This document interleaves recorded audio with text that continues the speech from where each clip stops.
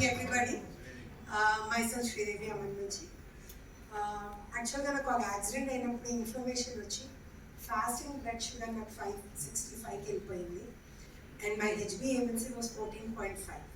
So doctor surgery చేయడానికి 3 months తర్వాత sugar control చేసుకుని రండి అని చెప్పారు. సో ఆ యాక్సిడెంట్కి నుంచి ఓవర్కమ్ అవడానికి నేను ఐ కేర్ వాడుతూ షుగర్ కంట్రోల్ అవుతుంది అని చెప్పి ఐ కాఫీ స్టార్ట్ చేశాను.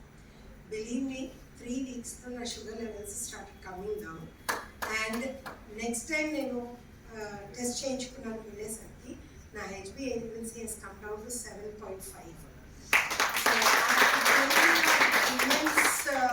Confidence and sugar levels control అవడం ఒకటే కాదు, వితిన్ 1 week 10 daysలో షుగర్ మూలంగా వచ్చే సైడ్ కాంప్లికేషన్స్ ఉంటాయి కదా, నర్వస్ సిస్టమ్, యూరిన్ ఫ్రీక్వెంట్గా యూరినేషన్ ప్రాబ్లం, థర్స్టీనెస్, డ్రౌజీనెస్, లేచి పని చేయాలి అంటే ఓపిక ఉండకపోవడం, ఎవరైనా చెప్తే వాళ్ళు కొరికేద్దాం అన్నంత చిరాకు రావడం, ఇటువంటి అన్నిటి నుంచి ఈజీగా ఓవర్కమ్ అవ్వగలిగాను.